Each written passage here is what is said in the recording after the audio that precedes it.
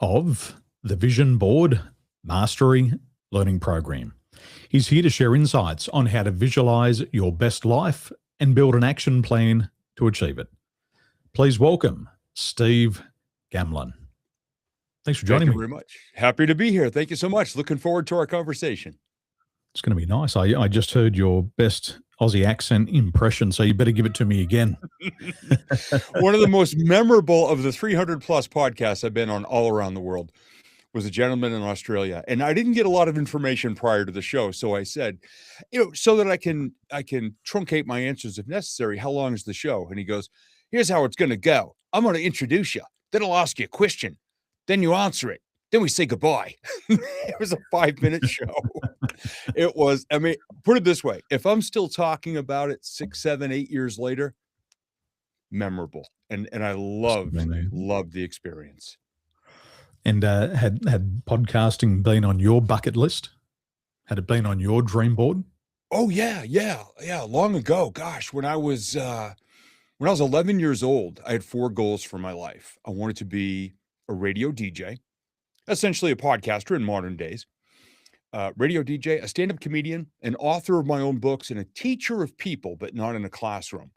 And for better or for worse, with a lot of crashes and burns in between, I've been fortunate enough to do all 4 of them. In the last 47 years. I recently turned 58. So yeah, podcasting was always something, as soon as the technology became available, kind of in the early 2000s, when it got a little more accessible, I jumped right on. And I've done well over 1,000 plus of my own episodes over the years as well. Wow. And you were saying before that you had to run upstairs and come back downstairs. Oh, yeah. Do you have your own studio? I do. I've got a recording studio that I built just over 8 years ago here in our own basement at the house that my wife and I purchased. And I love it. It's a 12 by 13 foot room, which is kind of like my own little private heaven. I do my shows here, my audio and video editing here, and I just love the experience of it. I was in Taipei the other day, and a gentleman had a business, and he just had all the equipment for podcasting. And I would say one of the podcasting rooms he had built in his shop was probably about 3 foot wide and about 6 foot long. And that was the podcasting studio. But it was decked out and it looked incredible. He had all the soundproofing there. He had the one-way glass. So it was almost like one of those old studios where it's on air. So the on-air lights there, one-way glass, so he can see out, but others can't see back in. And it was a real ripper. And I think that's an aspiration for a lot of people, just to have their own studio setup. And some people have a very elaborate setup, where others are quite basic. But if you've got good content and basic setup, that's good enough. Yeah, I've got a couple of my old visualization coaching clients who wanted to build a studio. This is the second studio I built. My dad and I built a studio in his home, which was about a quarter of his basement in the early 2000s. And I tell you what, I way overspent and way overbuilt for what I needed, but it was amazing. And one of my coaching clients, this is probably about 6, 7 years ago now, she said, Steve, I got a new studio set up. Well, she bought a nice Blue Yeti microphone, and she had her laptop, and she had a little walk-in closet where all of her winter clothing was. She sat right in front of all her winter coats in a little closet, did her audio. You would never know it was not in a professional studio. She was like Lady MacGyver, just rigging up this setup, and it sounded so good. And so many people fail to start doing this because they have this vision that it's got to be this big, expensive, decked out studio like the one you were talking about, and like the one I have here, which is actually a very, it wasn't super expensive. I repurposed a lot of things from my old studio, but it's a really good sounding room for where I'm at. And that's all people need to do, is to just get started small and then learn and apply, learn and apply, learn and apply. You don't have to have a lot to begin. I remember when I started doing webinars, that was 2013, and I had a Blue Yeti Snowball. So it was this white microphone. It had a little tripod with 3 legs, and it would fall over all the time. And it would pick up every little bit of sound because, I'm trying to figure out what's this button on the back. If I click it this way, I get one directional. If I Yeah. click it this way, I can hear the other side. If I click it all the way over, I can hear 360-degree sound. So I'm trying to figure out what's the best. Yeah. And in the apartment I was living in, we had tile floors and there was nothing on the concrete walls. And because it was an apartment, the ceiling was also concrete. And all the sounds would bounce from one area of the room to the other. So I'd do a recording and it sounded like I was actually in the toilet. And I thought to myself, how do I fix this problem? So I jump onto YouTube and I'm looking for soundproofing. Yeah. And so I put up curtains. That Mm. didn't work. And then I thought to myself, why don't I get a box? So I went down to the supermarket. I got a box, and then I got the box and I filled it with soundproofing stuff off like eBay. So it probably cost Yeah. me all of $10. Yeah. And I put the microphone inside of that. And then I sat my laptop on top of the box, talked Yeah. into the box. Yeah. And I had my first 1,500 people through my webinar. And Yeah. what I found was because I was doing it live, I could capture the audio and then repurpose it. But it was a Yes. $15 setup. That's all it cost Yeah. me. First 1,500 people through. I took the content. I wrote a couple of books off the back of the content, and I got some momentum. And then once I could afford better stuff, I Yeah. got it. But what Yeah. I did realize there was people out there who did have all the expensive setups, but they didn't have good content. So they're getting frustrated. Yeah. I got this content, nobody's listening. No, I got all this equipment and nobody's listening. But Yeah. you still got to get your content right. Yeah. You got to have Oh, 100%. You gotta a have very something to talk clear. about that's gonna get a hook into people, at least Mhm, interest them. You can have mhm, the shiniest car in the world, but boy, if you can't, you know, shift gears, yeah, it's gonna look nice parked, but mhm. it's not gonna perform like it's supposed to. Yeah. One of my students, he said to me, he said, "What's your best performing video on YouTube?" and and I looked at him and I just shook my head and I thought, out of all the questions you could ask me, I hate it when you ask that one. And he asks it to me over and over and again. And one morning I was at my parents' house. I was traveling in Australia and I woke up at about 5 o'clock in the morning and I was making a alkaline soup. So I filmed myself making a soup, talking about the soup. And my highest ranked video has absolutely nothing to do with my subject matter expertise. Thousands of views. And he always reminds me, he says, "Hey, what's the number one video you've got on Yeah. YouTube?" Yeah. and it's It's quite surprising because you might have a message and you might say, "Hey, this is really important to me. I'm going to share it with the world." And the world doesn't want to hear it. But you put something out there that you put very little effort in, and all of a sudden it just blows up. yeah. It's such a bizarre thing to put messages out there and what people resonate with. But Yeah. it gained also a lot of followers. So I should start making videos on the soup again. Maybe Yeah, maybe you that's should. my gift to the world. Soup chapter 2, and I heard a really great conversation recently. It's actually a couple of years old. The Ed Milet podcast, and he had a woman, a guest on there named Amy Porterfield, who's very big in digital content and digital programs, and they were talking about how when they spend a ton of money and they have the perfect lighting, the perfect cameras, their hair and makeup is done and all of this, it's not gonna perform at all. And Ed says, "Oh my god, when I'm out in my car in the morning and I got, like, rooster bed hair and I just grab my phone and do something," he goes, "That's the stuff that goes." And that happened for me as Mm, well a few years ago. My family and I, have a small 501(c)(3) nonprofit, and we work with a lot of, programs here in New Hampshire and throughout New England, help with the homeless and similar programs. And I was bringing the trash cans down to the bottom of our driveway, and we got a bit of a sloped driveway. It's got a curve in it, and it was actually during a blizzard. It's about 6 years ago. And I got all the way down to the driveway, and I'm walking back up. My hair's blowing all over. I got ice in my hair and snow and everything. It's what they call a bomb cyclone in the winter, and it's horrible. And on my way back up, I happened to think, "Oh my gosh, I know where there's a cluster of homeless veterans down by a river in the woods 2 towns away, and oh my gosh, they've gotta be struggling right now." And I hit my back pocket, and my phone was in it, so I waved my arm, and the light went on over the garage, and I just said, "Hey, everybody, it's Steve from Beach Bum Philanthropy. I'm just sitting here out in my driveway thinking, in your community, wherever you're at, there's some people who are really struggling out there. So tomorrow, I would like to ask you a favor. reach out to a church or a shelter or a food pantry or something and just say, look, I got $5, $10, $20. What can I do to help? And I'm sitting there and I'm doing this live. So I'm watching all these people getting on. And by the end of it, I was just about in tears because it's just something very, very near and dear and close to my heart. And I hit the button that I thought ended the video. And one of my clients texted me and said, what happened to the video? I was getting ready to share it. I said, what do you mean? She goes, it's not there. And I wiped all the slush off the phone and realized I'd hit the delete button, not the stop button. So I came down to my recording studio, got the slush out of my hair, looked like a drowned rat. I got snot running out of my nose. And I said, there's three things I can do. I can pretend it never existed because there's no evidence of it. I can dry off, change, come here in the studio and do a nice video, or I can go back out in the storm and just do it again, which is what I chose to do. Looked even worse, drowned rat, snot running down my face, just about crying again. And within 11 days, it had over 9,000 views.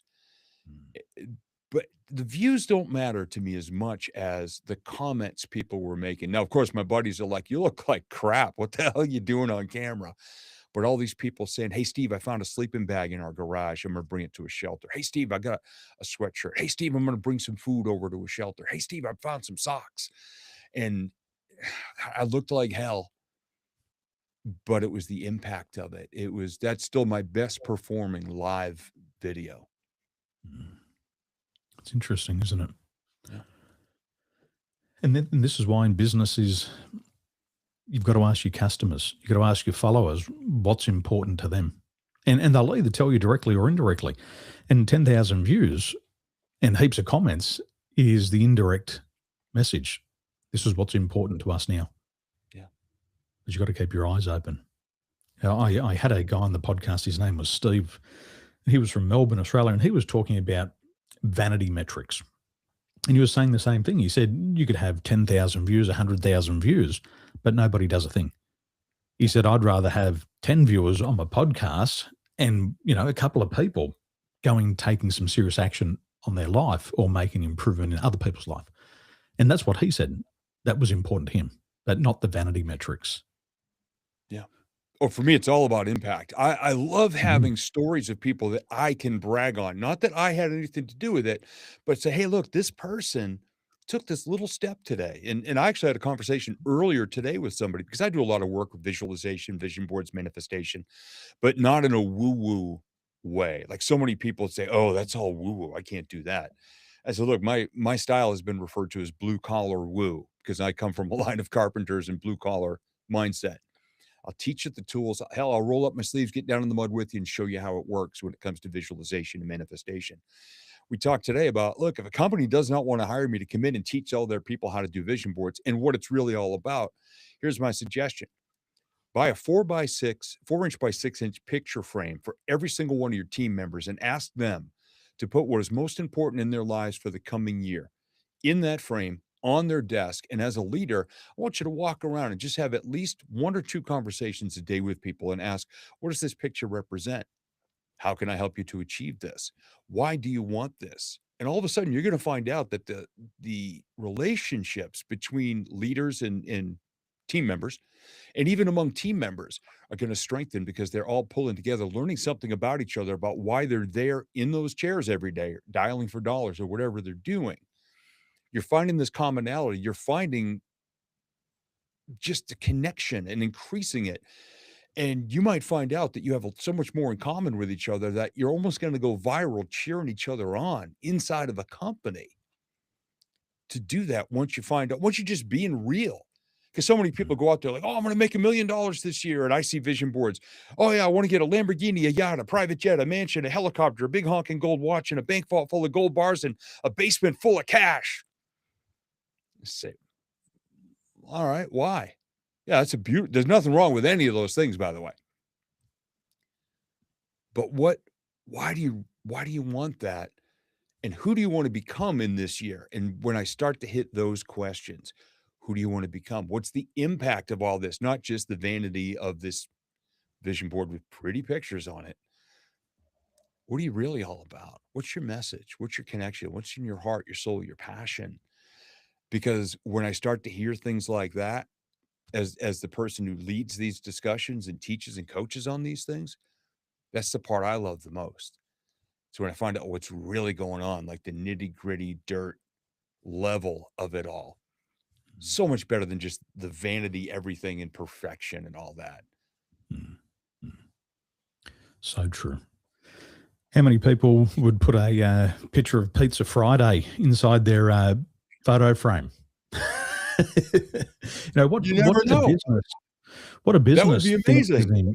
Yeah, Yeah, my and I see sister's this in. company is actually doing something similar right now. They've got this one day a week where every week they rotate restaurants because somebody said, we're kind of on this one day a week. We're locked in here for training. We don't have time to get out and get anything. So the leaders got wind of it. And I think it's every Thursday now. They order out for lunch, and every week they just ask a different person, "Hey, what kind of food do you like? What kind of meals do you like? Do you have any restrictions that maybe we should keep in mind to help, make it easier on you so there's something for everybody?" It's really gotten popular where they work, and it started off just by somebody saying, "Hey, we're kinda locked in here on Thursdays. Could you maybe order out some lunch?" And they just have a really good time with it. It's a good morale boost as well as keeping them more productive because not everybody's kinda vacating the building to go run out and try to find something to eat. It's interesting what people actually want when you ask them, because I think a lot of businesses, they promote the wrong things, and we see this on social media. Influencers in a fake jet, Ugh, in a yeah. hired Lamborghini, Mhm. eating at a restaurant that they can't afford, or sitting at somebody else's table who's footing the bill.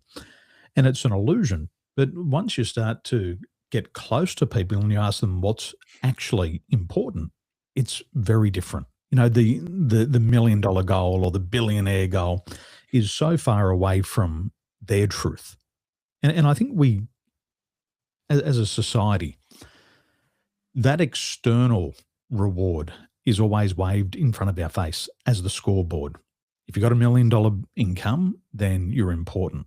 And anybody with less is less important. But it's not the reality. People don't always want that. Financial freedom isn't always $1 million in the bank. Financial freedom could be having the choice of taking half a Friday off. It could be working half a Saturday instead of a full Saturday. Those little things, and the attachment to the why. I have one client at the moment. He's been working for 20 years and he's very successful at what he does. And last year he set a goal to have 2 half days, half day Wednesday, half day Friday. Oh, I And the love that. purpose of it was so he could take his kids to school and pick them up and not miss a sports day. And so he's willing to work super hard all the other days so he can be there for the kids. Yeah. And Oh, he I will work his absolutely 3,000 love that. hours. Yeah, And that drives him. Even if the market's good or bad, it's yeah, still the drive. Okay. The yeah, payoff is twice a week, yeah, not something that's going to have a payoff 10 or 20 years from now. yeah. It's a reward today, and the financial reward will follow, but he can enjoy the journey. It's not, we talk a lot about delayed gratification, but a lot of people, we see this in workforce. They delay their gratification for 40 years. There's no fun, there's no joy, there's nothing for them. And the hope in retirement that it's all going to improve. Well, by the time you retire, your kids don't want to spend any time with you. They've Mhm. left the nest. They've moved on. You're lonely. You wake up and there's nobody around you. Yeah, So enjoy it today as well. And yeah, having a little bit of extra time off is not going to break the bank at all. yeah. There's And that's plenty of why I them. have such a huge problem with the hustle and grind mindset. Now, I'm 58 years old, but in my early 20s to my early 30s, I did enjoy that radio career. Mm. I was in the radio industry for 10 years. And I worked about 15 years worth of hours. And because radio is notorious for not paying a lot of money, I started a DJ business and I was DJing weddings almost every weekend for actually that I wound up being a DJ for 28 and a half years before I finally stopped after the pandemic wiped it out. And I was hustling and grinding and hustling and grinding. And in the early 2000s, I was just exhausted. I was falling apart mentally, physically, burned out. My first marriage, due to frustration and lack of communication, fell apart And I was tens of thousands of dollars in debt because I was not paying attention to where the money was going. So I was hustling and grinding myself right into the grave and completely fell apart. And that's what actually led a couple of years later to me becoming a speaker. I just in learning about the basics of visualization. I started building my dream life. And not just money. It was 8 areas of life: physical health, emotional well-being, my closest dream relationship, my core values that guided everything, my faith, which, if that's an important part of your life, you kinda would help you to live within the rules of what your faith teaches, connection to the world in real ways, and then, of course, jobs and money. And I built that dream version of my life. I took a lot of notes. I spent a lot of time creating it, and then piece by piece, it all happened. I became a speaker, became a stand-up comedian. I've self-published 4 books so far. I'm working on a 5th book. Built my dream relationship for 2 years before she showed up back in my life after 21 years of 0 communication with a girl I went to high school with, on whom I'd had a crush. She reached out to me out of the blue. I built the vision of all of this stuff. It wasn't just about money or prestige or no vanity anything anymore. It was, how can I create the happiest version of my life? Just what this gentleman did, 2 half days a week. His kids are gonna think he's the greatest dad in the world. That's a beautiful thing, and if you go back, now this goes back a ways, a song called "Cats in the Cradle" by a gentleman named Harry Chapin's from the mid-70s, I believe, about a father who just work, work, work, never makes time for his son, and then when he gets older and his life slows down, he wants to spend time with his son wants nothing to do with him. He's too busy. He basically repeated the pattern that he watched and learned from growing up, and that's a shame because, you do wind up alone eventually. I'm 58 years old. Just over 15 months ago, my dream relationship, my amazing, beautiful wife, Tina, passed away suddenly and unexpectedly. And one thing I'm extremely grateful for is that we made time for each other every day. We told each other we loved each other every single day. It was the greatest 6,386 days of both of our lives. And we always made time for each other. We talked, we laughed, we were silly, we cooked dinner together, we did groceries together, we held hands everywhere we went. We were that couple that just everybody looked at and just said, "Wow, I wish I could have that." And I always say, "You can." You gotta figure out what it looks like, feels like, sounds like, smells like, tastes like. You gotta create it and then go take the time to make it happen. You can do that with any part of your life. And I love that that gentleman is doing that with 2 half days a week. That is the coolest vision I've heard in a while. That's great. We have to invest time. And I think for all of us will wake up one day and someone that we love is no longer going to be there. Could be our mum, could be our dad, husband, wife, children, could be your dog. And some of us are going to be older and some of us are going to be younger when it happens, but it's going to happen to all of us. And we will start to wish that we had invested more time into those relationships. And you've got to do it today. It's not something that you can delay. Yeah. It's got to be done. It's a priority. As a family, my goal is to walk my children to school and to pick them up. And I've got about an 800-meter round walk from the school. It's not far, Good. but there's no distractions. It's every day. Drop my daughter off on the corner so she can go to her high school, and I'll turn left and I'll take my son to his school. But it's just that one-to-one time. There's no distractions. There's no radio. There's no devices. And one day, one of us is going to disappear. Could be me, could be the kids. We don't know. But we'll have those memories of, I was always with my children. Yeah. Or I was always with dad. And it'll serve its purpose one day. And it's not a financial reward. It's a love reward. It's a soul reward. It makes the heart sing. It's instant gratification. You feel that as a father, you're doing the right thing. But also for the children, they realize that they can talk about anything. Can talk to dad about anything. Can voice my opinion without being judged. And those things for the children carry on through life. A little bit like vision boards and goal setting, is nobody's born with the innate ability to set a vision board. You've got to learn how to do it. Like goals. Goals aren't built into anybody. You've got to learn how to do it. But once you learn how to do it, the richness of life absolutely follows. Yeah. But you've got to learn first, then apply, and then enjoy the reward. What do they say in investment? The law of investment says you have to make an investment before you get a return. The investment is a little bit of time deciding what it is that you want. And as you mentioned, what does it look like? What does it sound like? What does it feel like? What does it smell like? What does it taste like? Yeah. What do I say to myself when I get it? Yeah. And then put your plans in action and move towards it every single day. Yeah. That's important. And a big part of it for me too, when you talk about investments, that's a perfect example. Track your results along the way to see what's working. And also, because how many people, they start towards the goal and they feel like I'm putting in the work, but I'm not seeing any results. So that's one of the, and this was accidental, of course, I say that. June of 2023, at the lowest point in my life, this is post radio, going through divorce, just way in debt and living at my dad's house. I promised a friend I was going to go to a networking event that just happened to be at an amusement park here in New Hampshire, USA. And I did not want to go. I was just in a really bad place. And so I went, I showed up, and I said, "Oh, I'm going to go on the roller coaster and just scream my brains out because I hate my life right now."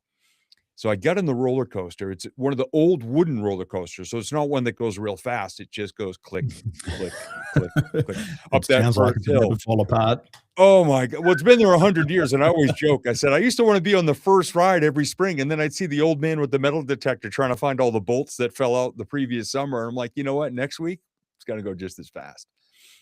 But I sat there, I got in, and I was in the second row of the very front car. So I'm looking up the top of the first hill, and I grabbed my phone and I just took a picture of the whole first hill. It became the most requested and most remembered lesson that I teach as a speaker and a coach is when you get in, when you're at parking lot level, you set your goal. Any one of your goals is at the top of that first hill. And when it first gets going, it's just click, click, click, click. You can't start halfway up and you can't skip any steps. You got to do all the work to get there. And at first, it doesn't seem like you're getting any closer, but every once in a while, if you look over your shoulder, you realize, well, I'm 10 feet off the ground now. I'm 20 feet. I'm 40 feet. Oh my gosh, I'm doing it. But how many people And then don't don't see look down. results? Oh. Yeah. You get to the top and you know, you look over the top and your eyes get real big and you get nervous and you stop and you think, well, go, hang on a second. I did all the work it took to get here. I don't have to do any more work once I go over the top. I get to enjoy and scream my brains out and celebrate the fact that I did all the work.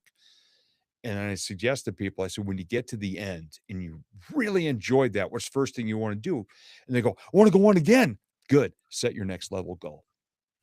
And understand you have to put in every single step of that action.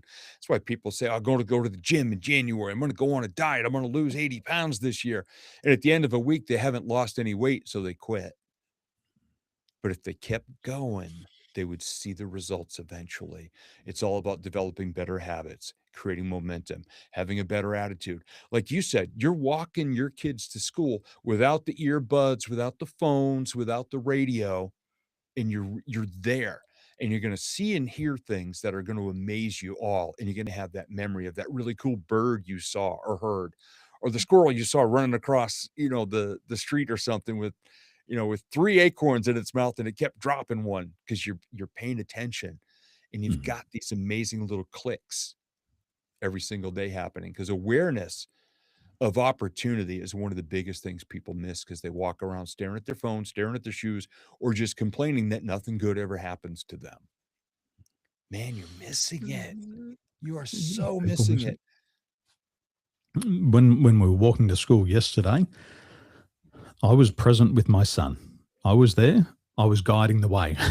I know the right path to go on. It's on autopilot. But because it's on autopilot, I can give him 100% of my attention. Yeah. And so I'm watching the path. And on the way to achieve anything, there's always going to be obstacles. There's going to be dangers. Like on the roller coaster, bolts flying out everywhere. Oh, yeah. For my boy, I said to Caesar, I said, watch out where you're walking. There's dog shit. And he's still not paying attention. And I said, Caesar, there's dog shit. And he's like, what? And then foot goes straight in the dog shit. Oh, and no. he slips. And dog shit's the worst thing you can ever tread in. And he starts to scream at the top of his voice. But we're laughing. We're having a great time. It's a bit of shit on the shoe. It doesn't matter. Yeah. But it's the journey. We're there and we go home, and I come home and I tell my wife, she's laughing. I pick his sister up from school, she's laughing.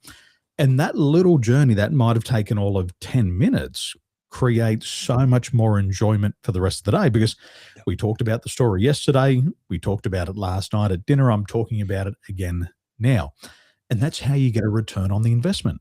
You have a moment in time and you keep taking that joy into your future. It's something from the past and you can bring it into your future. The other things that you want, you feel good about them, but they haven't happened yet. But that little thing that happened, treading in the dog shit, we're going to tell that story for years. Yeah. Yeah. And And maybe at get a Christmas return. or for his birthday, maybe you go online and you find a little dog poop magnet and you stick it on the fridge for his birthday and see how long it takes till he notices. Uh, And then you go back to it.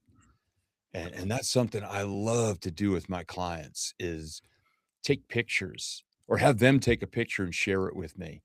And we'll create a hashtag that signifies it or honors it, or even a silly, one of my clients, one of her goals was to go on a safari in Africa. And I said, well, okay, how much is it going to cost? I don't know. How long do you want to take to pay for it? I don't know. When can you go? I don't know. So we just started to find out these little things about it. And she said, okay, it's going to cost $10,000. It's going to take me 2 years to save it so I can still pay my other bills in the meantime. And I said, okay, so 5,000 a year. What's your favorite animal in Africa? She goes, oh my God, a giraffe. I've got to see a giraffe on the Serengeti plain. So, okay. I found a kid's coloring book that had a picture of a giraffe in it. It had 12 spots. So I put her name and her boyfriend's name in 2 of them. And I wrote 500, 500, 500, 500, 500, 500 in all the other spots. And I put the year up top. And her name was Jen.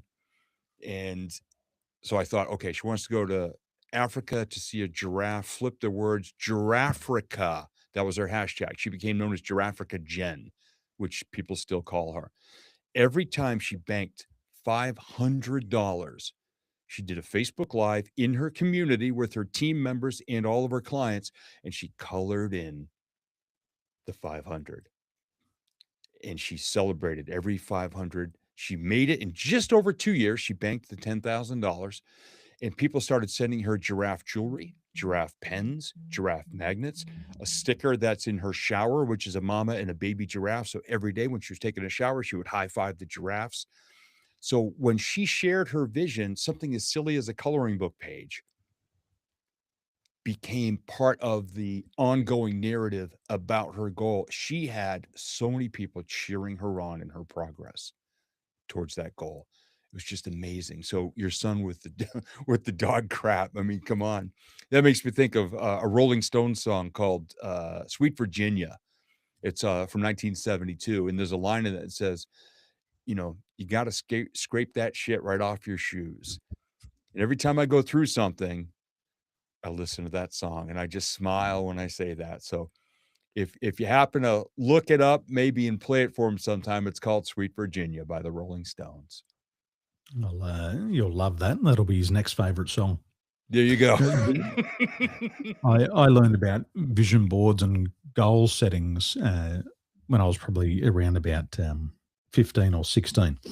And I've always believed in the power of goals, because goals give you a direction to head in life. And there's been many goals that I've set and achieved, and there's been many goals that I've set and I never achieved. And what I did find was that, albeit that I set a lot of goals and didn't achieve a lot, when I looked around and calibrated my momentum towards other people's, I realized that I was achieving so much more at a rapid pace. There was momentum, there was direction. And I'd taken that and I'd used goal settings to achieve different jobs, to travel around the world, to become an Australian champion athlete, to compete at extreme games. And everything that I wanted, that was important to me, I achieved.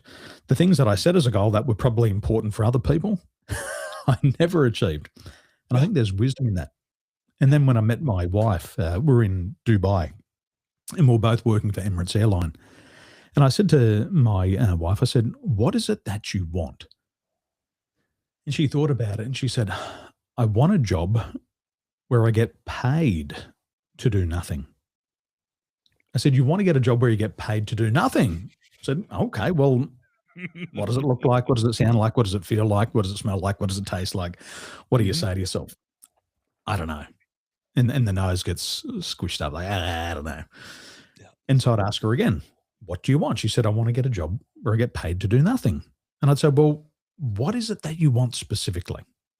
She said, I don't know. Don't ask these questions. I'm not your client." And then later on, I would ask her again. And this went on for about 6 months, Steve. And after about 6 months, I said to her again, I said, "Sweetheart, what is it that you want? Say it how you want it. Don't be shy. Yeah. Don't be held back by what you think's politically or socially acceptable. Say what you want." I screwed up her face and she said, "I want to get a job where I get paid to do nothing." And I said, "Could I give you some feedback?" "Ah, I don't want your feedback." And I said, "Well, I'm going to give it to you anyway." I said, "Because where I'm from, a job where you get paid to do nothing sounds like workers' compensation." She said, "What's that?" And I said, "It's where you are hurt in the workplace and you can no longer work and they have to pay you a weekly wage." "Ah, don't be so negative." And I said, "Sweetheart, just be careful what you wish for." Yes. And so I said, "I'm not going to have this conversation anymore. It's your life. You can have what you want, but I'm just going to be an observer." Yeah. A couple of months later, I get a telephone call, 4 o'clock in the morning, and it's from Emirates Airline. And I used to work with Emirates, and I was in peer support and critical incident stress management. And the voice on the other end of the phone said, "Daniel, it's the duty controller." And I said, "Yes." And they said, "This is not a duty call." I said, "Not a duty call, not peer support, not critical incident stress management." They said, "No, it's your fiance." And I said, "My fiance? Okay, what's happened?" They said, "There's been an accident Oh, on an no. aircraft and we need you to come down to the landside hospital immediately." And so Wow. 4 o'clock in the morning, I race down there, get straight to the hospital, and there she is coming out of the back of the ambulance in a cast from her ankle to her hip. And unfortunately, she had an accident on the aircraft. She went in for an emergency surgery the very next day. We met with the doctor, we met with the company, and they said, "Your knee's been fractured in 5 places. Oh You're my going to have gosh. a series of operations over the next couple of years. But don't worry, you're going to get paid the whole time." Wow. So I said to my wife, I said, "Remember what I said?" She said, "Yes." I said, "Be careful what you wish for. You Yeah. might just get it." And it was Yeah. a big wake up call for her because she realized the power of intention. She realized the power of visualization, but she also realized the importance of saying exactly what you want Yeah. because she did get what she wanted. And I asked her years later, I said, "What did you learn from that experience?" And she said, "I got exactly what I asked for, but I should have just been more specific."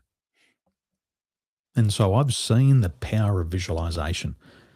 I've seen the power of goal settings, and you can have exactly what you want. And the universe, whatever we think it is going to give you that. And the universe is neutral. If you want to get a job where you get paid to do nothing, there it is.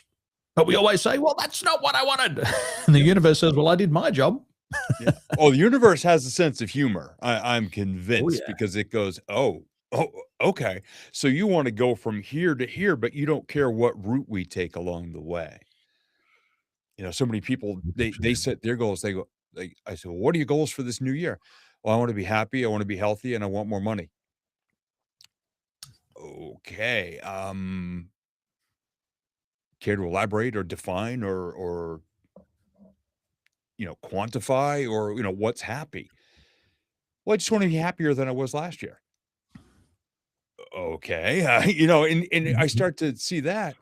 That's why I tell people, I said, when was the last time you set a goal for the emotions you want to feel on an everyday basis? And they just go, huh? Like I just spoke in a foreign language to them. One of the two of the goals on my new vision board for this year, um, happiness, laughter, kindness with our family's nonprofit. The center of my board, I believe the center is whatever's most important to you in your life deserves to be in the center. Everything else works out from there. Big hashtag is honor my Tina. My family and I have created some kindness vehicles that we use to help out some local nonprofits. So everything works out from that center. And then I have to become the best version of myself to breathe life into every single one of these things. Mm. There's a big word of laughter right there. So even going through the deepest pain I could have ever imagined in my life, to remember to laugh every day and to bring kindness and joy to the world around me, because we never know where the ripples go. And I found out many times in the last 15 plus months, sometimes the person who gets the most out of me committing an act of kindness, even though it wasn't my intention, is me. And it raises my emotions. And it's addictive when you're working to become the best version of yourself that you can put together. When the right things hit, it's very addictive in a really good way. Mm. And that's helped me a lot in connecting with people on a regular basis. And sometimes people say, "Well, Steve, I can't afford to be kind. Someday, when I have time, when I have money." And I'll How always much does ask, it cost to be kind? yeah, I said, "Do you ever go do groceries or anything like that? Like, are you part of the active process of bringing food into your home to enjoy throughout the week?" They go, "Yeah, I do groceries every week." I said, "Okay, great. Next time you go, park a little ways away from the store. And as you're walking back, maybe you see a cart that somebody abandoned somewhere. Now, don't judge why it's there, because you don't know how many operable legs, working legs that person had. Get it, bring it back to the store. Or if you see somebody putting the last one or two bags in their car from a safe distance, say, 'Excuse me, would you like me to return that carriage for you? I'm headed that way anyway.'" Nobody's ever said no. And of course, me being a former radio personality and a stand-up comedian, I bring a lot of laughter into that. I call it shopping cart rodeo. So I just tell people, I said, "You just got to be a part of shopping cart rodeo. It's going to give me 100 extra steps in my workout today. Thank you very much for just having a couple of bags left in your cart." And I bring it back to the store. For now, if I don't need it, I turn into a used car salesman and I'm offering it up to other people, just painting Mhm. up a sales pitch for it. And I say, "Excuse me, do you need a carriage?" Yeah. So we'll tell you what, this one's a rescue. I already warmed up the hand grip and the wheels hardly wobble. I think you're going to like it. And just yesterday, this 80-year-old man was there with his wife. And I did that pitch to him, and he turns around, he gave it right back to me. He goes, "All right, thank you, Sonny. And by the way, when I'm all done, I'm going to give you a rating of 4 stars." And I'm just laughing in the store. He's laughing. His wife is laughing. I don't know what kind of day they had. We're all walking away better. Just for the point of, if you want to be happier, leave a trail of plus signs behind you every day. And it does not take much. A smile, a compliment, hold the door open, say please, say thank you, rescue a shopping cart. Sometimes I see somebody wearing a really cool article of clothing and I'll look right at them and say, "You know what? That is an amazing hat. I couldn't pull that look off, but on you, it looks amazing. Hope you have a great day." I don't know what kind of day they were having, but I know what kind of day I'm going to have from that moment forward. It's going to be better. It's going to be a plus sign. Well, we can't give something we don't have. And if we can't have that joy, or if we can't have that laughter within ourselves, if we don't have the love, we can't give it to others. So it should be, first of all, a purely selfish act. And selfishness is not a negative word, it's a positive word. If I want to feel good and if I want to spread joy, I've got to feel joyful first. Because if I don't have it, I can't give it. Like money. If you want to leave your kids an inheritance, you better get busy working Yeah. so you can leave it. But if you don't get busy in saving and investing, there'll be nothing left to give if you think that's important. But it's got to start within ourselves. Talking about money and manifesting or visualizing or setting goals for money, I said to my kids, let's set a goal. And they said, "What's the goal, Dad?" And I said, "To make more money." They said, "How much?" And I said, "It doesn't matter. More." They said, "Well, how much more?" And I said, more. And they said, but Dad, shouldn't you say how much you want? And I said, no, let's not worry about that. I'm trying to mismatch them. And they're like, no, Dad, you got to set a goal and you got to say how much you want to make. And I said, the answer's more. And they said, okay. And they shut their ears. We're walking down the street and we're about to cross the bridge near our house. And I stopped the kids and I said, look, I said, there's $1 on the ground. I'm going to pick it up. And I picked it up and I said, look, my goal just came true. I made more money. And they said, Dad, it's just $1. And I said, I know, I'm rich. They said, you're not rich. And I said, why not? They said, you should have set a goal for 100 or 1,000. And I said, you're right. I said, see, you got to be careful what you wish for. Because if you can manifest $1 or visualize $1 or set a goal for $1, why not do it for 10? Why not do it for 1,000? Yeah. And I wanted my kids to learn that lesson, because what we say in NLP is say it how you want it. Yes. And the other reality is that when you tell people your goals, people will laugh at you, like the kids. There's $1. But I said, you never laugh at $1. If you laugh at $1 and you look down at $1, you'll never enjoy 10 or $1,000. So one, we've got to be very specific with what we want. But I think we've also got to be careful how much we disclose to others about what we want. And the reason why I say that is one of the reasons why people don't set goals is because they have a fear of rejection. Yeah. And we've all had it in the past. We've wanted something. We've shared it with somebody who thinks that person has my best interest in mind, but they criticize the goals. Yeah. My mum did it to me. I set a goal. I said, I want to go and work with Emirates Airline. I want to go live in the Middle East. I want to be a senior flight steward. And she said, oh my gosh. And I said, Mum, why are you crying? She said, are you gay? I said, what? Oh my gosh. She said, you want to become an air steward? Are you gay? And I said, what are you talking about? I said, there's 17 of the best looking women on that aircraft. There might be some other gay blokes, which just gives me a better advantage. She's like, oh my gosh. And I think we've all had that before. We tell people what we want. It could be a career. And they say, oh, never work for that company. That's a bad company. They've got a bad reputation. It could be a weight loss goal. I want to lose fat. I want to get skinny. I want to gain muscle. And then some idiot in the family says, I love you the way you are. Yeah. And that's the nail in the coffin. You think to yourself, my gosh, something that I want, now somebody else has got an opinion on it. And if I lose weight, will they love me? Well, I better stay the same. So I think we've got to be mindful with what we share. Yeah. I'd like your thoughts on that. When people visualize, what should they disclose? When and maybe to whom? What are the conditions? That's absolutely huge. And there's a company here in America that I've worked with now for 18 years in a row. They bring me in the beginning of every year, and I teach, vision boards, and they've got people that are there in the room and people that are watching from all around the country. And I asked one year, I just threw it out there. I said, where do you keep your vision board? And some people said in a closet. Some people said on my side of our bedroom. And I said, why do you keep it there? And they said, so nobody else can see it. And I said, why don't you want anybody else to see it? Oh, because they crap all over my goals.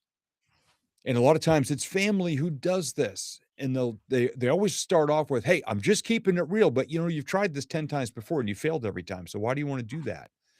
Then there will be people, and I spoke at 2 college classes recently. It's a public speaking class. So the gentleman who teaches it brings me in. And I said, all right, by a show of hands, if you're comfortable admitting this, how many of you, when you decided you're going to go back to school, because some of it's young adults, it's not just necessarily right out of high school into college.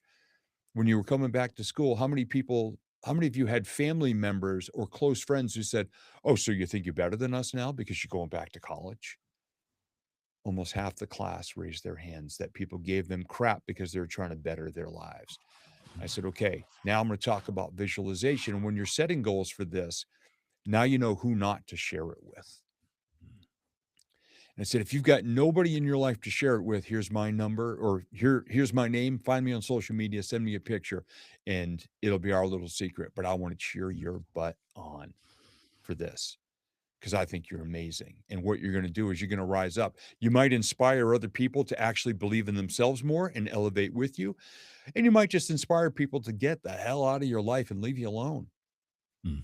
because you need to be free of those people. There was one day, this is 10, 11 years ago now. I was in between meetings and I used to love to pull over if I had extra time. I'd pull over in a parking lot somewhere and I would just open up my phone and randomly call people and just say, hey, I hope you're having a great day. Hey, do you remember this awesome time we had? Just bring up their day. And this one day, for whatever reason, I'm looking at the names going, oh my God, if they answer, they're going to be negative. They're going to start complaining. And I went, so nope, nope, nope, nope, Mm. nope, nope. Why the hell are these people still on my phone? I deleted in 15 minutes 60% of the contacts out of my phone. And none of them ever wound up back in the phone. And I felt so much better on my way to that next meeting. And so many people, they're dealing with this. They drag deadwood with them all the time, and it slows them down. And it gets them to look in their own mirrors and not believe in themselves as much because they hear those other people's voices in there. That's a bad thing. I learned from Mel Robbins. First thing every morning, you high five yourself in that mirror and you look at that person and say, I love you. This is my routine every Monday through Friday, 5:05 a.m. High five, big smile. I love you because you're a good dude with a big heart and you love your Tina. So today, we're going to stay focused. We're going to get stuff done. We're going to gain momentum. This morning, it was we're going to finish that pitch for my very first TEDx talk that I'm pitching because there's one happening here later in the year and the window is still open. And I just said, today we're going to do that. And I communicated with the woman who's mentoring me on it. And hopefully I'll hear back from her tomorrow and we're going to submit it. But first thing I say every morning is something positive in self-talk. Now I'm 58 years old. My good positive self-talk can barely drive a car and it can't buy a beer yet because I only started positive self-talk about 16, 17 years ago. This is still relatively new to me because I used to refer to myself, according to my journals in 2003, as Hurricane Dumbass, Category 5, who wrecked his life. And I used to crap all over that person in my mirror. Your son would have stepped in me. That's how much crap I had flowing out of my life at the time. I was talking to a gentleman years ago, and he had some big aims, big goals, big objectives, and he'd committed to building a business.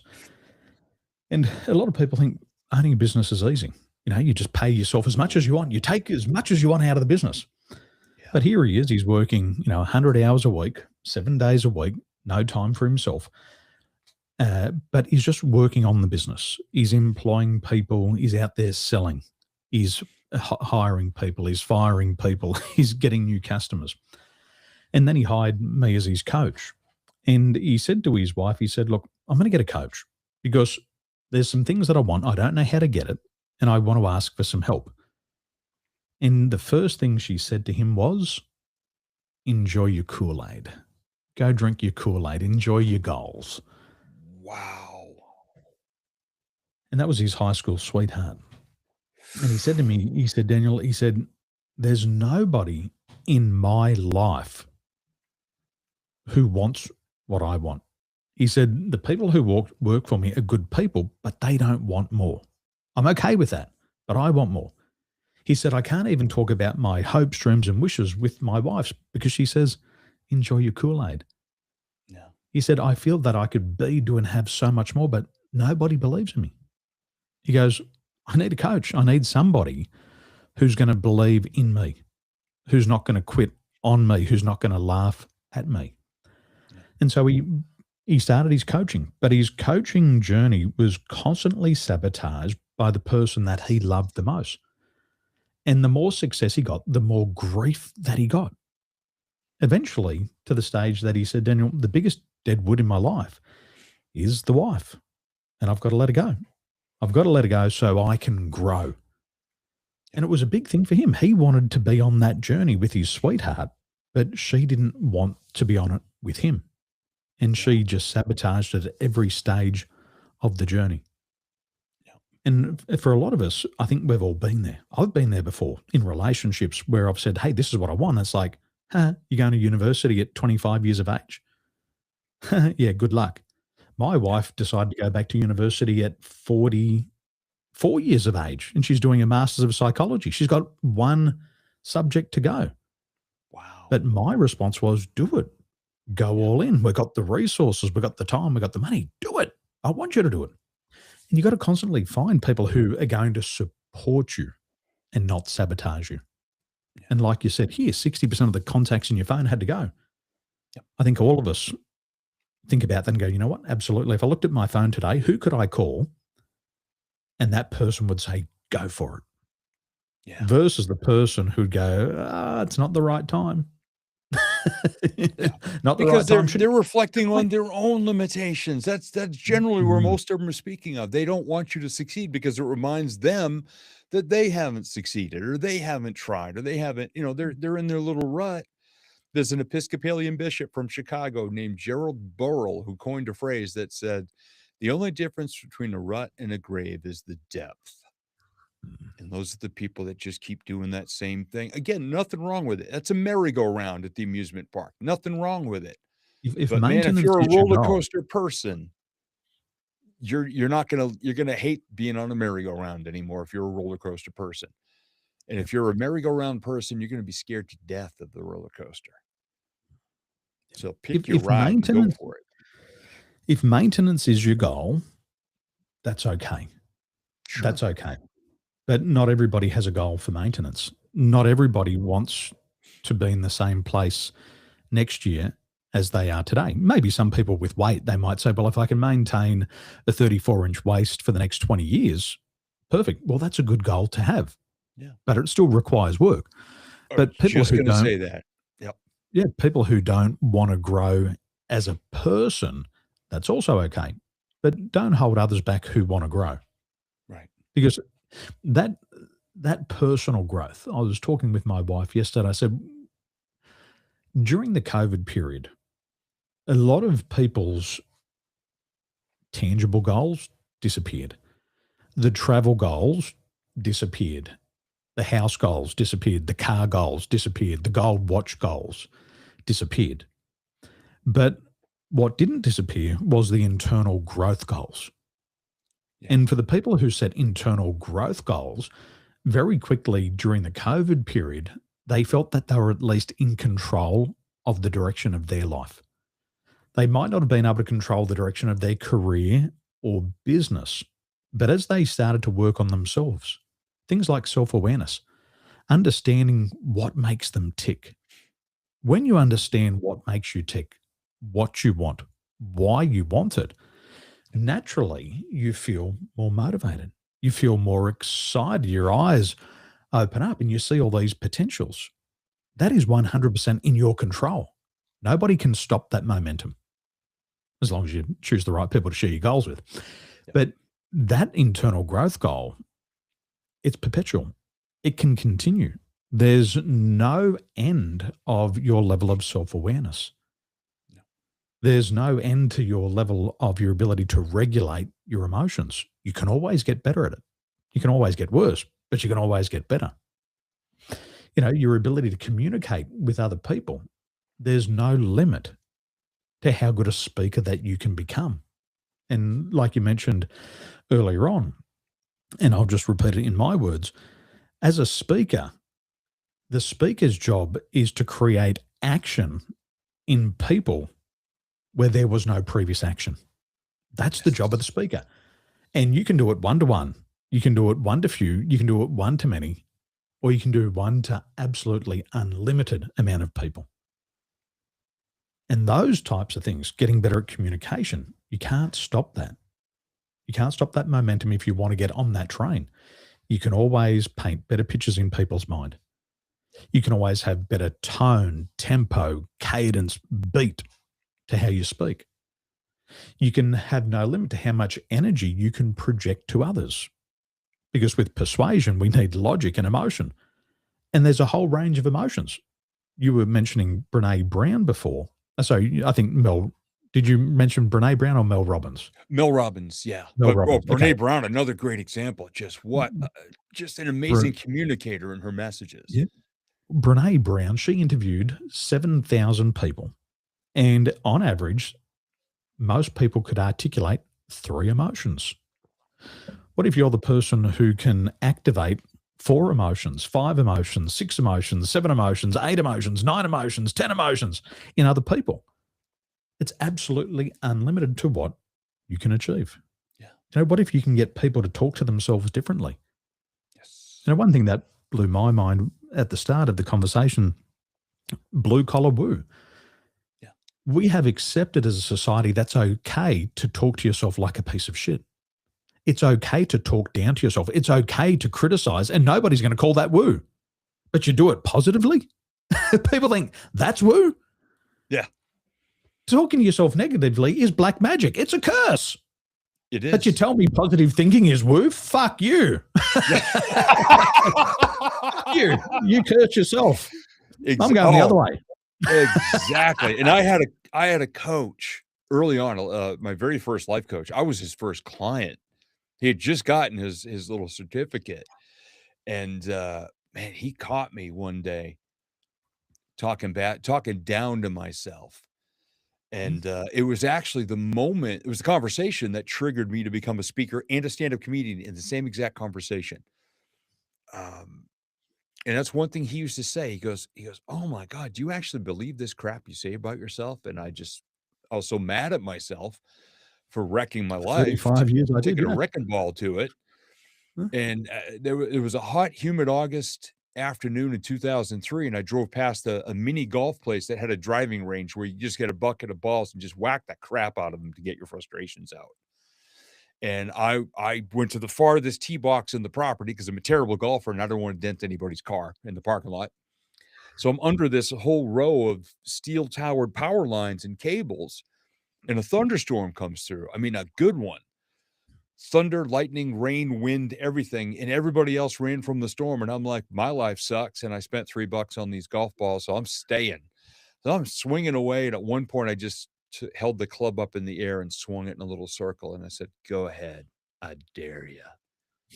Nothing happened. I hit my bucket, the buckets of 2 other guys who ran from the storm, never came back. So the next day, I'm on call with my coach. He goes, "How was your week?" I go, "Listen to what this dumbass did yesterday." And he goes, "What'd you do?" And I made it sound as funny as I could, super self-deprecating. But he was laughing so hard, which is, as a coach, you should not be laughing at your client's life when your client's life sucks. But he stopped laughing. He said, "All right, are you this open and honest about your life with everybody?" And I said, "Yeah," self-deprecating. He goes, "Well, we can work on that, but are you open and honest about your life?" I said, "Yeah." "You ever thought of being a motivational speaker or a stand-up comedian?" He didn't know those were 2 of my goals when I was 11 years old. But he saw something in me and said, "Look, if I can just get you to not crap on yourself, but talk more positively about yourself, still using humor," he goes, "You could do great at both, and I think you're really gonna like it." And within 2 weeks, I was in my first comedy class, and a week later, my first Toastmasters meeting. 7 years of stand-up comedy, and then I just switched over, took the humor, and brought it into speaking. And the more positively I spoke about myself, not in a bragging way, but self-respect and good positive self-talk. I had people come in that were sitting way in the back of the room even that I couldn't even see, said, "The biggest thing I got from you is that I need to be nicer to myself. So I won't just believe I belong in the shadows." Because I said, "Well, where were you sitting?" They go, "Way back there." I said, "That's where I sat most of my life. And now I get to be on stage, projecting light into every corner of this room." And my big thing when I get on stage, I don't go rah rah rah buy my stuff. I say, "All right, if anything I shared in our time together gets you to wake up tomorrow morning and think one more positive thought, speak one more kind word, especially to yourself, and take one more positive action, then our time together is a massive win. How's that grab you? You don't even have to buy anything." That's what I hear the most from people is, I realize I should be kinder to myself, and I'm gonna start to see the wins like you did. I heard it from another wise man as well, and he said you've got to get from the back of the room to the front of the room as quickly as you can. Yeah. And to get there is hope's not a strategy. You need guidance. You've got to figure out what the roadmap is, who's walked the path before. Because in leverage, which is the name of the podcast, we can leverage other people's money. And we've all done that. We've all had a credit card. We've all borrowed money from mum or dad or a friend. We leverage other people's contacts. It's like the podcast here. You come on my show, now you're in front of my audience. We all do that all the time. We should also leverage other people's success. If somebody has exactly what we want, we should go directly to that person and ask them, how did you do it? Can you give me the roadmap? And successful people, what I've learned is successful people will never criticize you. Successful people will never tell you to reduce your wants in life. They'll never say, oh, don't shoot for that. They'll say, if that's what you want and you're willing to do whatever it takes to get there, I'll help you. They're realistic and they'll show you what they did. We should also learn from other people's failures. That doesn't mean spending time with failures. You've got to look at people who have figured out what doesn't work and then have got what they wanted.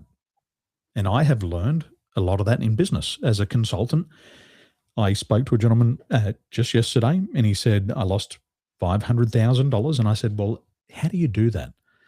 And he told me all the things that he'd failed to do. And I made a note and I said, thank you so much. We're going to make sure these things don't happen. Jump on the next consulting call. Client says, I've lost $300,000. Okay. Well, what's the pattern? Let's learn from this failure. Make sure it doesn't happen again. Yeah. And that's critical. We can also leverage other people's knowledge. It's like you know how to do this. It works for you.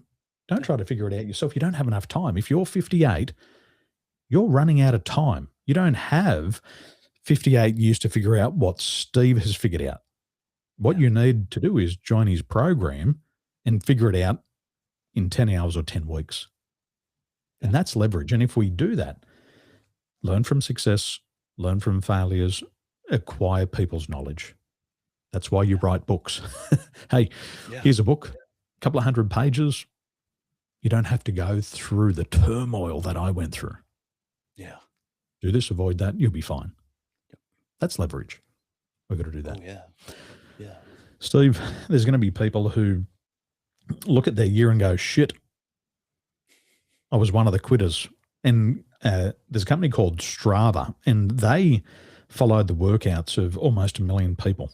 And what they realized was that in the first 14 days of every year, people quit on their goals. Majority of people have already quit before the 14th day.